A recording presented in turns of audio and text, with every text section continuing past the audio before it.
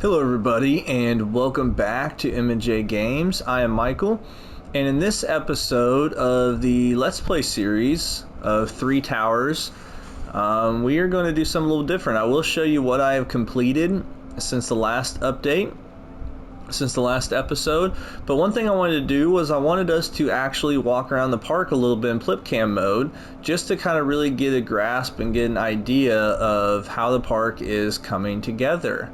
And so, we'll see you guys in a second. Alright, so here we are at the main entrance, and this is not going to be necessarily like a full park tour or anything. It's just me kind of walking around, seeing what we've done. But as you can see, I've added trees over there with the Intamin Megalite coaster, and we have a name for it, so we'll get to that in a little bit. And obviously we saw the parking lot over there, but yeah, I just wanted to kind of walk around a little bit from this point of view so we can see what's changed and how the sight lines are looking. So obviously you come into the park and you see these really nice flat rides here, which I do like how this has turned out. I think it's really pretty. I like seeing the boomerang coaster right there. I'm sure there'll be some other coaster sight lines in the background by the time it's all said and done. But so we've obviously got our rentals, and we come this way, and last episode we saw the Superman inspired flying coaster with the dual station was being built, but now I've completed that, and so right here I'm gonna add some kind of some more food, some buildings and stuff. I'm just trying to get some inspiration for what those should look like, so it'd almost be like a little main street row of buildings. But yeah, so if we were to come in this area, because this is where part of the episode from, I believe, no, that's 2 episodes ago, right, where we kind of looked at what was been built. But if you come out of this area, I think this looks really nice now with that pretzel loop and that nice walkway. And so you can kind of see the, there you go, perfect timing, seeing the flying coaster go by. And as you can see, there's a coaster in the background over there, so we'll get to that in a little bit. But yeah, so as you can see, the flying coaster, and at the end of it we'll do the POVs. I'll put all the POVs at the end of the video. But yeah, so I wanted to make this kind of decorative kind of bridge or walkway, and so I decided to use some pillars, and I've got, you know, 2 different style colors of gray. And one thing I also want to do as well is if anybody has any questions about how anything was built, if you put that in the comments, and on the next video I can kind of go over and break apart anything that we want to. And we will show an elevated view at the end, but as you can see, that's what I've done with the station. And so I'm excited to show you guys an elevated view of it, kind of once we get to that point. And so I need to reopen this one back up, but then this is going to be the queue for this one on the right. So I've with the help from Jasmine, have named the coaster Thunder and Lightning, which hence the blue and yellow. And there was somebody in the Discord chat who said I should try to have the queues be very similar. And the only issue was I'd already made all this up, and with kind of the layout of it, that was tough to do. So this queue is less of a cattle pen, as it just kind of walks around, and you go underneath the station. And so you can see the 2 coasters there. Since one's not open yet, it's just constantly laying there, and the other one will actually pass through, so I need to turn that on. But yeah, so I'm done decorating this area. Nothing too crazy, just a little bit of water there. I might have to smooth some stuff out. But then we walk up this way, and here's the station, which I still just have to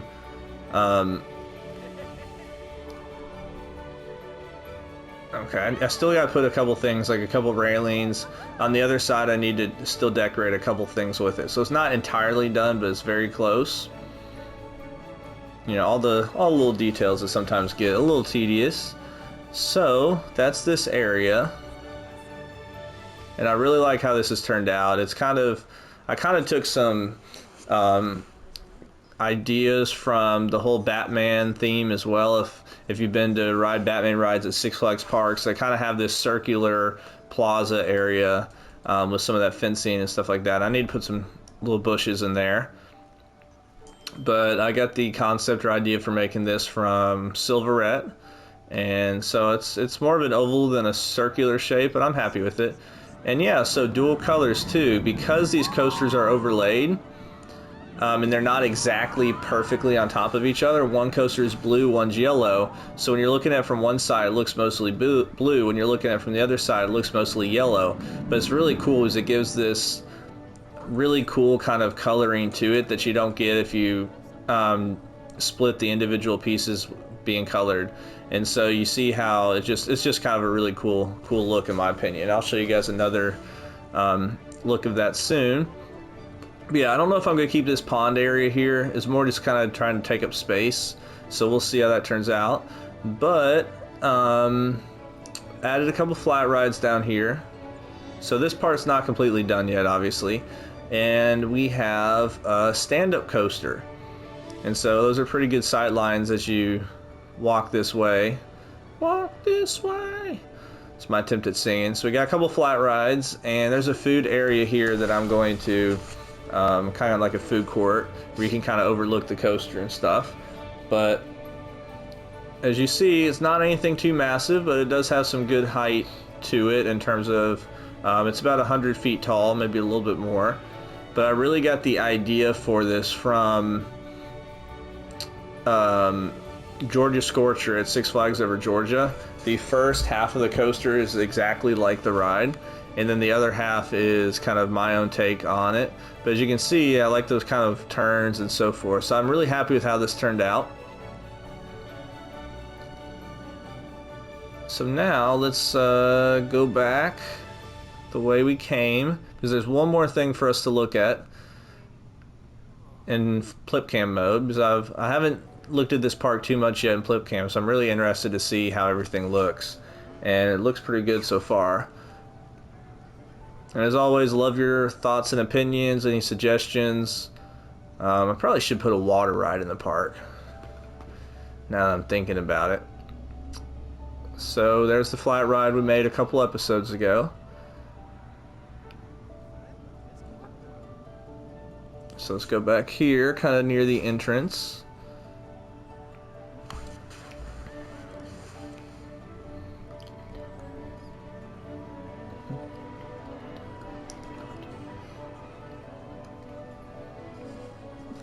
Alright, and so the last thing, as you can see, there's a new sign. It's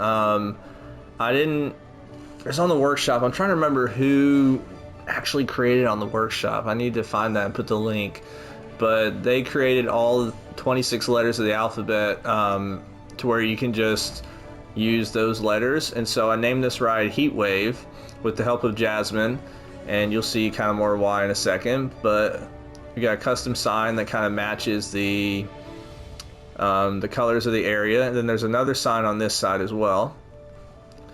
And if we look at nighttime, it's kind of like a little bit of a reddish color, but it's not too red, kind of lighten up the sign. You can see the lights on the lift hill and the spotlights on the lift hill. But yeah, I definitely think this park is coming along really well. And so let's hop out of flip cam mode. And so the idea for Heat Wave, and Jasmine helped me with that. So Jasmine, who's sitting next to me, why did you come up, or why did you think Heat Wave was a good idea? Well, sorry guys, I haven't talked this whole time, but I just came up here because I'm doing some work, and I heard Michael recording something, so I thought I'd come up and sit with him. But no,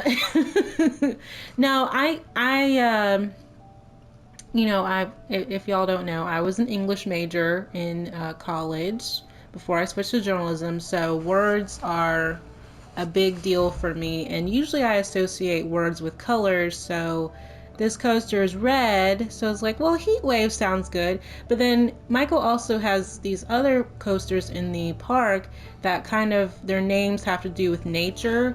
So I thought, well, we have thunder and lightning, so Heat Wave kind of goes along with that, I feel like.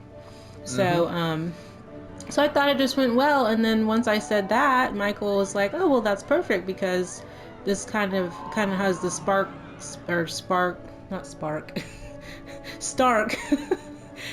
terrain paint and stuff underneath it. Yeah. So it kind of worked. Yep. And I wanted to kind of make it more, not necessarily deserty, but more kind of dry terrain. Yeah. So the trees I used are more, they're not the oak trees, or some of them are, but they're more the different style trees that I normally use. So I wanted to kind of feel like you're, and you stay low to the ground for most of it, right? Which that's where I got the inspiration from Intimidator 305. But yeah, so that's that coaster, and we'll come over here, and like I said, at the end of this, I'll put a POV of all the coasters. You know, you see we're at 67%, which being able to add 25% or so at the end, so still got a ways to go, but obviously there's a lot to get done as well. And so this is the coaster, and I'm really excited with how it turned out. And a lot of these, or I won't say a lot of these, but at least this one has the little pre-drop before the drop. So if any of you have been on the Georgia Scorcher, and it's also got the slow lift. I like to do the slow lifts because that's how coasters are in real life. I don't really care about my stats being all green. I just want them to be more realistic. I mean, don't get me wrong, all green would be great, but I want it to be more realistic than good stats. But they have the, if you watch the POV, it stays on the chain until even through this first kind of pre-drop. And so then it kind of releases it at this point. And then you come through a loop, you come on this overbank turn, and you stay overbanked this way all the way through the loop. And then it's kind of cool too because you don't see this type of turn too often on, or at least I haven't on any other stand-up coasters. I could be wrong, or even floorless, but it almost seems like kind of one of those wave turns, or I guess it's not a wave turn, but the whatever the term is that RMC uses for a lot of those. So yeah, really like it, and then it kind of slows a little bit this second half, but it's good. I like it. I probably could use this a little bit more, but or smooth it out just a little bit more, but also these coasters are not the smoothest in real life. But yeah, so how do you think about this area so far, Jasmine? Yeah, I like it. Yeah. What would you say this was called? I haven't come up with a name yet because it's colored orange, so it's got to be something Sandstorm. Yeah, I mean, I do. There was one that I was wanting to name a ride like Sandstorm or something like that, and use kind of that sand dune color. So I could change that. Well, I mean, but I do like the orange color with this coaster. Even if it's orange, like it doesn't have to be that sand dune color, like, or maybe you want the supports to be that color, but then that might be too much. Yeah, this might be too much. And then I just spent a little bit of time working on this mountain in the background. Still have work to do, but it's not bad. Yeah. So I wanted to kind of be the back portion of this park. So then here is the station, and I really love how this turned out. I mean, the colors kind of pop a little bit, so the yellow could be too much maybe sometimes, but I got this idea off of the Steam Workshop. Somebody had done something similar, but it was only for a single station. And they're using these kind of posts, and then they use these cables as like the part of the support system. And so I'm really happy with how this turned out. And then Jasmine gave me the idea to do like a sunlight or sunroof. Yeah. Did I say that correctly? Yeah. or a sun. Wait. Sun. Now yeah. I'm confused on whether that's what it's called. Yeah, I really just need to add some custom supports here. Although the only issue is I'm trying to figure out, okay, where would they go? So I could have a custom support, like one edge of it come down here, the other part, I'll figure it out though. Because obviously that's not supported right now. But really happy with how this turned out. Yeah, I like it. Yeah, and then here I just used a lot of I-beams as the supports, and then they're all connected to these pillars. And so yeah, as always, love to hear your thoughts and opinions. I am going to end this video by showing you the 3 POVs, and we're only going to ride one of these 2 coasters since they're obviously the same coaster. But we'll start with Heat Wave, and then we'll do Thunder and Lightning, and then we'll round it up with this last stand-up coaster. So thank you guys so much.